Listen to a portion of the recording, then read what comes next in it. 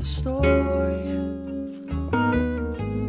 Two sides to the story. What's up, everybody? It's your boy D Lyles. And it's your girl Danielle Serene. And we are your two favorite talk show hosts of your favorite show, Talk.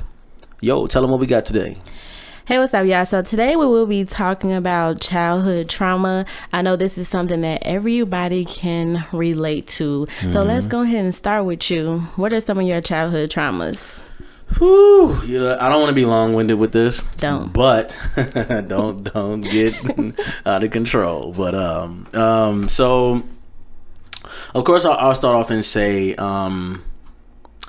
this is specifically I was a teenager, and I want to make the disclaimer that adults make mistakes, and they do it for certain reasons, and it's not that they're not thinking rationally. It's just that they're adults and they're trying to do the best thing for whoever, whatever the situation may be. So anyway, I did not find out that I was adopted until I was 18.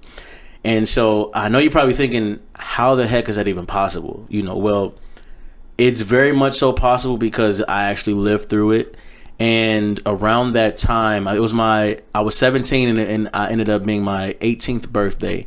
And I had an audition for Joe Jackson. He was looking for another boy band or whatever, right? Mm-hmm. And we were going to meet Michael Jackson and all that. Michael was going to give us everything, right?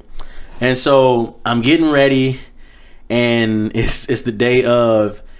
And my biological mom calls me, and the crazy thing is I've known her all my life. I just didn't really know who she was. Right? So when she came around, who was that to you? It was just a lady of the family? Yeah, so my mom, she did hair, and then, she did her hair. Okay. My birth mom's hair, right? And so that's how I would see her, sometimes in the beauty salon. And, and it's sometimes it'd be weird because how sometimes, if when you were younger somebody said something to you I love you or do something you'd be like, are you are you family or and so it just felt weird almost kind of way, but it felt okay, I feel like this is somebody I'm supposed to be talking to, but I don't know who it is, right? So the entire time she was there and your mother, and you just had no idea. Just had no idea, you know what I'm saying? She was still there, you know what I mean? And everything was still good, my mom did a great job of at least having her around, you know what I mean, at least so right. She could see me. But long story short, so the day of, I'm getting ready.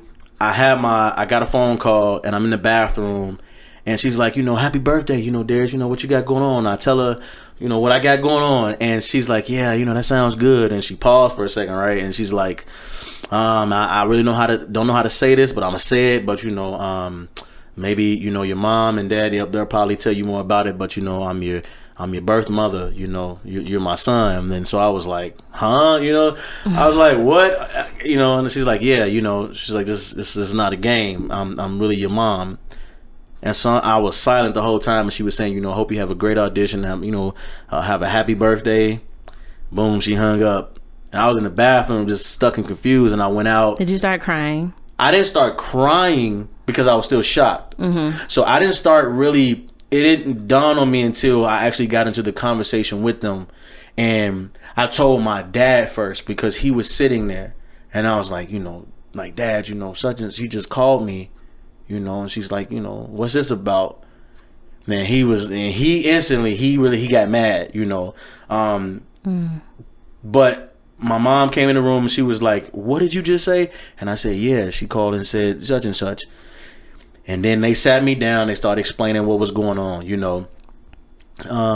And at that moment, I started crying because I couldn't understand. And I guess my questions at that time, I was asking some really crazy questions. I think to me they were stupid because I didn't understand. You start asking stuff that has nothing to do with it until you start really thinking about it. And then, the thing about it, they were scared because they thought I was going to run away. Once I found out, I guess, how am I going to run away? I don't know who I am. And where you going to go? Where am I going to go? Where? All I know is y'all. What I'm saying? Y'all my parents. That's all I know. That's all I ever knew. So where am I going? And come to find out, I don't want to say that I did deal with it at a certain point. I'll say through college, and then, realistically, really up until, my mother passed. And because I was trying to figure out how can I have a median with this family and then with my family, who I've been knowing for so long, right? And so I came to grip with everything once I became to be, you know, on The Voice. And that gave me like a lot of closure, you know, especially with my sister being there and my mom at the same time, my birth mom, and, you know, just a lot of stuff that they were saying that was coming out. And my sister actually said in an interview that my mom was going to tell me. And my dad and my sister was, you know, telling her, like, you need to tell him. He's 18, you know, he's becoming a man. He needs to know. And my sister said that mom said that I'm gonna tell him when I'm ready. So she wasn't ready, you know what I'm saying? And I get that. I understand that, you know. That's what I'm saying. Like, adults do things because for their own reasons. She's trying to protect me or whatever, you know. So do you think it would be different if they would have told you when you were younger? It probably would have been a lot differently, for good and bad reasons. I'm gonna say the bad reason is because a lot that I was doing that my parents had me in, I wouldn't have, you know, done, because I would put my time towards my actual family, you know, who I did not know that well, and then my family who I knew. So it was like that time, I had to figure out the time constraint, right? But the good thing is that, you know, everything that my parents invested in me in, you know, for who I am today is like, that happened. I wouldn't have had all of that, you know. So, you know, sometimes like when you become an adult and you start adulting and understanding, like, I got to make this decision. I don't want to, but I got to because I'm an adult. Right. And I understood, you know, I'm not faulting anybody for that, you know. So it's traumatizing, but it's not so much traumatizing. Like, I've came to terms with it. Like, I'm happy with my life. I'm happy with how it turned out, you know. I'm not, you know, really, I'm not bitter or, you know, resenting anything, you know. I'm actually happy about it, you know. Since I've spent time with my birth mom, you know, for like the past 4 years, like, we've been the closest ever, you know, like, ever, man. And I love my family, you know.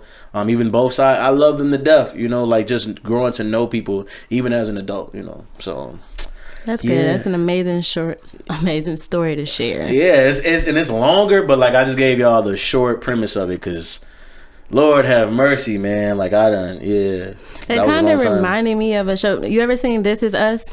This Is Us. Yeah. You don't sound too sure. Wait, This Is Us. Remind me again. So you don't know. Anyway, so for all the This Is Us fans, that kind of reminded me. It was a white family who basically adopted this black kid, and he was really messed up like most of his life because he didn't find out who his parents were until he was actually an adult, like grown, like he was married with kids and stuff. So that it basically showing how all, you know, those things affected his life. Was this on Netflix? No. Are you sure? No, I'm not sure. I know. I think it comes on Hulu. It don't come on Netflix. Right. I think it's on, I don't know what channel it's on, but that's just what it kind of reminded me of. But he was like in his 30s when he found out like who his dad was, and then he found out about his mom who actually passed not that long ago because he didn't know. Okay, now see, that is, I think that's beyond traumatizing. I think that would have hurt a lot more. Right. You know, me being that age, and it's like, you really be like, who am I then? You know. Yeah, like, he didn't know for his entire life. He was trying to figure it out, trying to find his parents at a young age. And what's funny is that the one who played his mom, who was Mandy Moore in the show, she knew who his dad was, but she was too scared to let him know. She felt like, oh, okay, so if he meets his dad, he's gonna take him away from us, or you know, something like that. So it was just, it's a good show. See, that's the thing, though. I can speak up, like, it wasn't that when, you know, like, I wanted to, like, you know, run away. Like, I'm using my experience, like, I felt like that led me want to ask more questions. Right. More understanding. Yeah, I just want more understanding. Like, you know, and I was kind of scared that if I mention, you know, my birth mom around my parents, like, they'll think like, oh, what you want to do? You want to go? You know, and it's like, right. It was an uncomfortable situation. And I'm like, well, who am I? I'm going to school and none of y'all knew. Like, but I love being there because it was like a way for me to get away and understand and like really, you know, like, sometimes I'd be at school And I'd probably be looking at y'all like, man, y'all got everything. Even though I had everything. Like, I literally had everything. I just was, adopted. And that's why I'm really so thankful. I can't really be bitter over it, That's good. That's good. So what about you? What has traumatized you? Everything. No, I'm kidding. You traumatized your damn son. Really? See the craziness. Anyway, I would say like my childhood, it was definitely not like everybody else's childhood. I always wanted, my mom, she was so strict.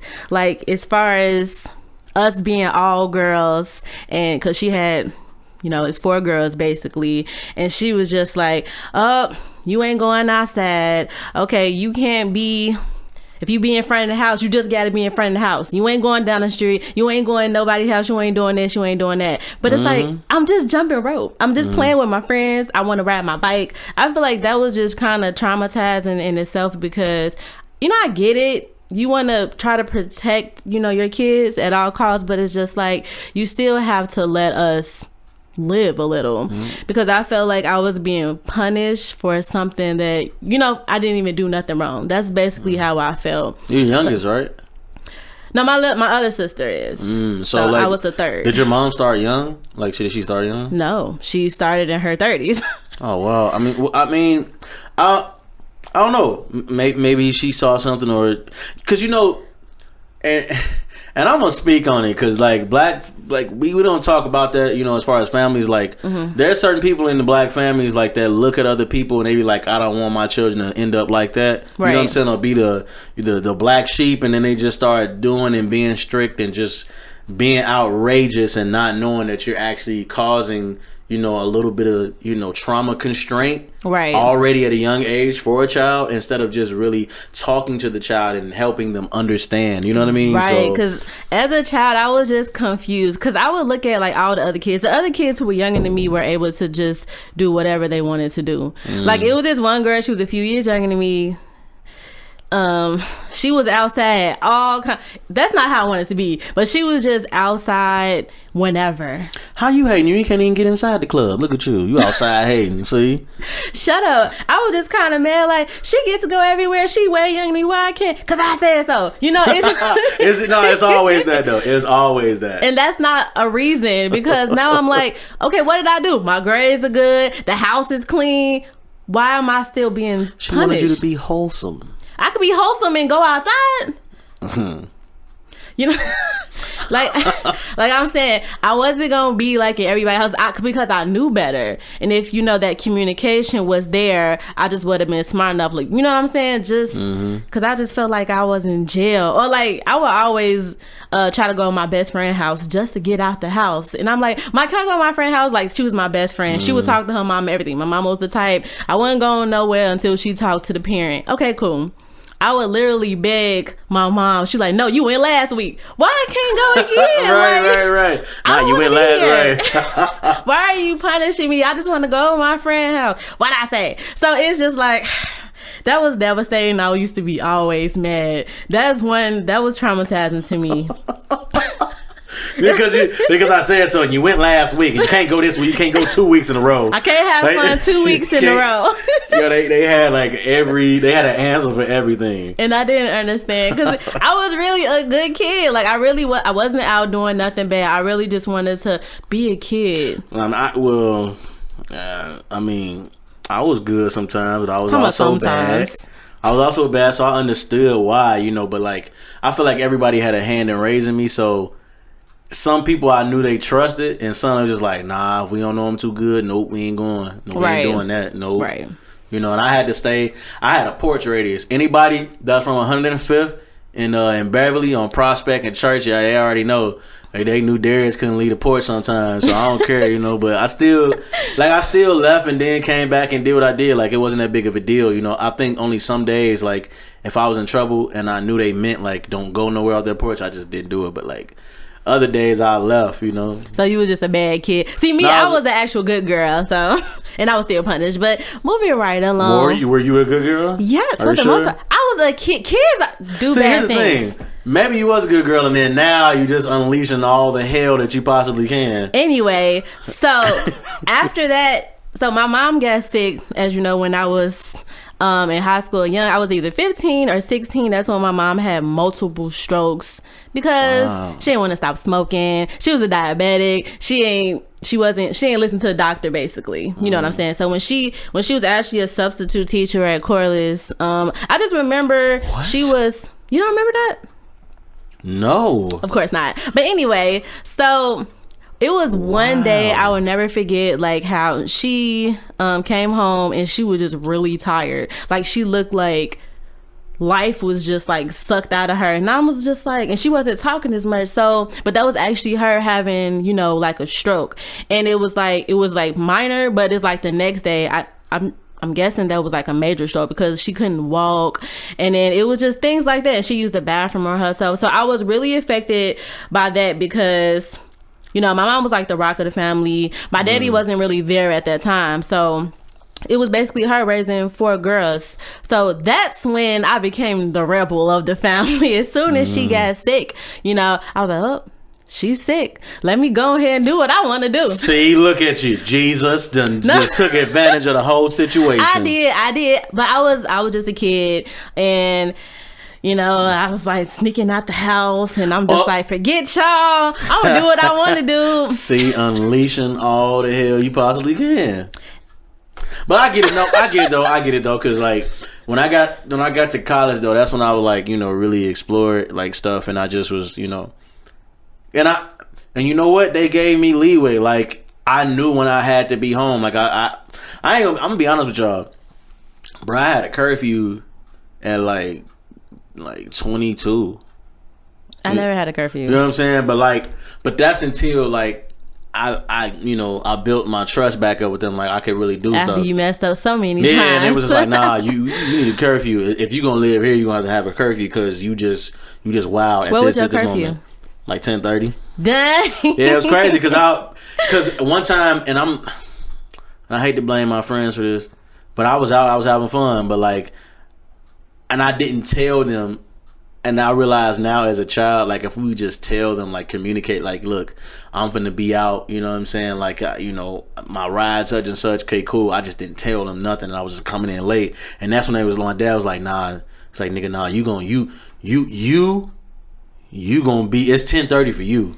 Easy, and either if you're not here, you gonna live someplace else. See, at least you had a curfew. I still had to ask my mama where I wanted to go. But like I said, that's when I kind of got wild. I wasn't wild. Like I went out doing drugs like some other kid. I wasn't doing none of that. I was just out. I wanted to hang with my friends when I wanted to, where I wanted to, and it's just like, that's just kind of what I did. And another thing that was traumatizing was that my older sisters, they wanted me out the house. They was like, you're not listening to us, we want you out the house. And that was another thing. It's like, okay, you want me out? Well, I ain't coming back. You know what I'm saying? So of course I didn't have nowhere to go. But I could have been with like my best friend. That's kind of where I was for the most time, with my best friend and her mom.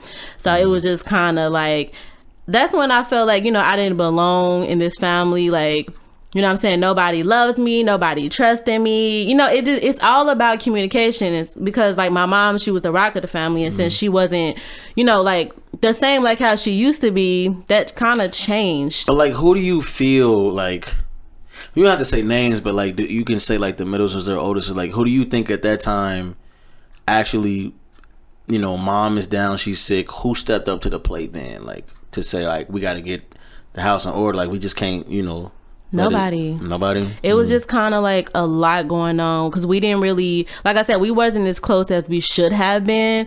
So it was just like, since I was like, besides my little sister, I was young too. I was a teen. So all of a sudden they want to tell me what to do, and I'm just like, I don't listen to you. Like, who are you? You just, you know what I'm saying? We ain't really talked before, so don't try to tell me what to do because I'm not listening to you. And that's why they kind of wanted me out the house, and that really hurt me because it was just like, dang, you putting me out on the street? Like, what if something happens to me? And I just felt like they didn't care. So that really hurt me for like a long time. So I had to learn how to, you know, just to forgive things like that because I was just young. if I had like more guidance or somebody telling me like you should do this, you should do that, now that would be better. But I really didn't have that. And that's, you know, that, and I'm glad you said that, because again, like, reiterate, people, like, these stories just come from us, you know, when we were like just young, and some things when we're young we just don't understand, and if you're not careful, you know, some of those things slip over into like our adult lives, you know, if we just don't forgive or like learn how to understand, you know, just even being an adult, you know, put yourself in parent situations, or, you know, seeing how they had to deal with stuff. Not only did they have to worry about everything else they had going on, stuff stressing them out, and then let's just be real, we were stressing them out with whatever we were doing, you know what I'm saying? And, you know, just traumatizing stuff, you know, which leads us, you know, to like our next thing, you know, like, do you believe that both parents should be in the household, you know? And it just goes back to what you said, you know, and I'll say, like, I do believe that both parents should be in the household, because, you know, mom was down, you know, and I understand your dad wasn't there, but if he was, you know, it would be him having to just really be just there for you guys, you know what I'm saying? Even he when came mom, later, after my mom got sick, he came later on, but it was like I wasn't listening to him either, because we didn't have that relationship. For sure, yeah. So all of a sudden he came like, okay, this is what we gonna do, this is what I say, and I'm just like, I don't know you either, you know, I'm not listening to you, you know what I'm saying? And that's another thing. I feel like things happen, like say if like, you know, your parents get married and then they divorce, I don't necessarily think that they both needs to be in the house, because things happen, but you do still need a mother figure or a male figure to help guide and lead you, because it's hard. Like you came from like a 2-parent household, right? Right. So me, it was just like my mom, and I felt like if my dad was there or I had some type of male guidance, my life would be completely different with men. Like, you know, I would know how a man should actually treat me, and you know, I had to learn some, you know, the hard way, versus like, okay, you shouldn't be dealing with this type of man. Men have to open the door for you, men have to do this and that, and I didn't have that. So it's just like that matters. Yeah, you know, and too, like, my father, you know, him being, you know, being a pastor, it was like there were some things to where, and this is crazy, because, you know, that's why I believe like both should be in the household, because I actually watched both of them be who they were in church, the figures they were, and then having to be parents at home. And it's like you got to kind of split it up in a way.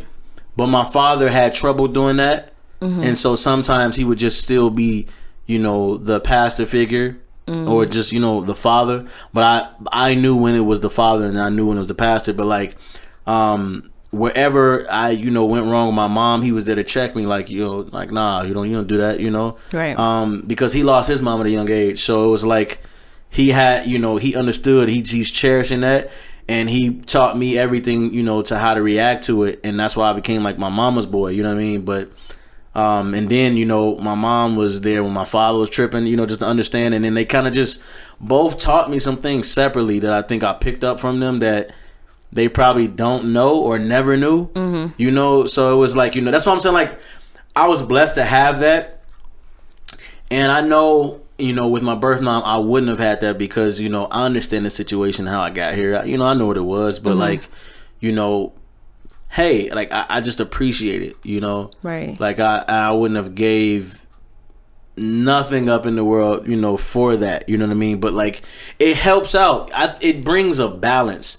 You know, like in certain situations where a mother doesn't really know how to react just off impulse, but because she's a mother, she has to react. You know what I'm saying? Because it's like, that's when you go to the daddy and and then the daddy in certain situations, you have to talk to him, because mom doesn't understand, you know, because or mom is too emotional. Yeah, she's just mom, and it's like she's momming me, you know, and I don't, you know, she's, you know. I feel like dads, they can be more, they're just more cool, calm, and collected, versus like talking to, you know, when I was younger, I didn't really talk to my mom. We really didn't have like we didn't have good communication. And it's just like, I remember one time I wanted to talk to her about sex, right? Because I was interested. All the kids at school was talking about it. Oh, so I was like, you a troop. I never.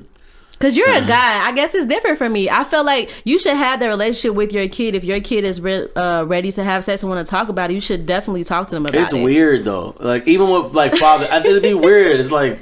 It is weird, but you have to have that you have to be open with your kids. For sure. And I feel like if you just tell me not to do it, people gonna have sex if they want to have sex. Now if you lay out like, okay, you're gonna have sex, let's talk about what's gonna happen if you don't use protection, or if you don't, you know what I'm saying? So telling me not to do it is not going to solve it. I'm still gonna do what I want to do. Well, that's the crazy thing. It wasn't details that we talked about. They just knew, like, okay, make sure you're doing this, and that's it. It was never like a detail. Like, I would never ever go into details with my parents about that. Like, man, why do you want to know? Like, no. Like, no, it's bad enough you done cleaned my ass for so many amount of years. You know what I'm saying? Like, no, I don't need you to know what I'm doing, you know? I mean, so when I try to talk to my mom about sex, and she knew it too, she was like, you better not. And I'm just like, what the? Okay, so I'm not talking to you ever again about this. And that cut off all communication about sex, or honestly a lot of things in general. Because if I can't come to my own parents about it, who am I supposed to go to? Because if I'm going to the kids at the school, they're gonna be, oh girl, I was like this, and that's what they were telling me, I was like this, and your toes gonna be like this, and I'm just, it wasn't like that. But it was just and then you end up start doing it, and it's like, okay, I want to see what that's about. But exactly. Like when I first started having sex, I thought it was gonna be like, like fireworks. It wasn't like that at all. You know what I'm saying? But I was listening to the kids at school. Like in the movies, it's like, this amazing experience, and that was my experience, y'all. But anyway, I actually love the movies that actually show real life experiences when when it's two virgins coming together, or if there's a guy that's not a virgin and there's a girl that's a virgin, right? And he like just comes in 2 seconds, and it's like, okay, that's very real. You know what I'm saying? Like, that's a real reality. You know what I mean? Right. Like, I feel like certain programs in high school was very sarcastic because they knew we weren't talking to our parents about anything, right? Like Dare and all this other stuff, sex education. And it's crazy that when we saw it, we made fun of it. But low key, I guarantee you, some people in our high school like caught some of that stuff. Yeah. Like, you know what I'm saying? Like, it was funny, like we was making fun of it, but like, nah, this is actually real life. You know what I'm saying? Mm-hmm. It's not when you get out of high school, it's like now, because they know have sex. They knew it. It's like, hey, y'all might want to just chill because some of y'all around here kind of hot, like literally. And they were. Above Celsius in this month, It's all about communication. I feel like you have to have that communication with your kids. And now I know that whenever I have kids, that open door policy, like what they have at work, like you should be able to talk to your kid about any and everything. Yeah, I definitely want to make that environment what I saw, and probably a little bit better for my children, like, experiencing both parents, you know what I'm saying? Like, and I know certain, people now that are like co-parenting, and they're not together, and that's cool. I think you should still, either way, if both parents are in the life where I feel if they're co-parents and they're married, for me, I feel like I just want to be married, so they actually see what it is every day, and not you just can still see what it is if the parents are not even together. But yeah, I mean, it's like it's separate places, and it's like that's even more dangerous sometimes, because if I'm at home with mom and then I go with my dad, it's like there's two different environments. It's, what I mean? True. It's like he could be one way in his household and my mom could be one way in her household. But they're not going to be the same, though. That's what I'm saying. It's not. But then again, life happens, and you have to adjust, and that's why both of the parents, even if they're divorced or not together, they still have to have that communication with each other. Because it's a lot of people who are they're co-parents and they hate each other, and that's just the worst. Because at the end of the day, it's not about y'all; it's about the kids. And that causes. Listen to me good, guys. Like, that causes the most trauma in the world, especially if it starts young for a child. Like, there's like 3 ways it could happen. Is either the child could hate the mom or hate the dad, or they could hate their situation, leading them to result in other things, and that is the leading cause for sex trafficking today, if you did not know that. What? Both, like, whatever the situation is, the parents at home, like they're running away, you know what I'm saying, or they're in situations and it's causing them to be caught up in sex trafficking, Wow. So like, and that's just something just need to be aware of, parents, I'm not a parent yet, and we're not parents, so I just figure if we started off... I'm a parent. You're a parent? I'm a parent. Then again, I'm not a parent because I parent my nieces and my nephews and all these other kids, and I'm a parent. Well, shit, show. Yeah, because some things that, like, my nieces are... Mostly my nieces, they come to me, we talk about some things that they don't talk about with their mom. We have that open door, because they're more comfortable with me. Versus, like, if they tell their mom will, like, probably spaz out. So when they talk to me, they know that I'm not going to do that. Mm-hmm. So, and I think that's important because it really do take a village to raise a kid. It does. And that's why I say I believe both should be in. But some things, and you never know. When you have a daughter... She may say something to you one day that you might spaz out about. Yeah, but yeah, that's true. You might just be like, I can't believe you even just told me that. I like, you probably may say something that you like, you thought you would never say. Like, are you stupid? You know what I'm saying? Like, actually say that to your child. Like, I wouldn't say that until they say something stupid to you, and you just be like, Are you stupid? But you can't say it's something. You have to have more self-control. And honestly, anything that like a kid tells me, I wouldn't be surprised. Well, I probably would if it's my child. But then again, you have to stop yourself, recollect your thoughts. If you say, okay, we're gonna talk about this later, then that's what you have to do. But if you like curse them out, you just like your daddy. Watch this. And this is why. And just real quick, I know this is not the topic, but that's why I backed up Kirk Franklin. Because I know I've made my dad say some things to me, but that's because I know I was young and stupid. Like I just did it out of spite, and I made him get out of character. You know what I'm saying? And my mom too. You was bad. That's what that was. But see, I own up to that because I know, like, that's my bad. You know what I'm saying? Like, man, that's funny. They came out of character, but like, dang, they really. He just came out of pocket. You know what I mean? So like, that's why I agree. Like, okay, that's his son. Like.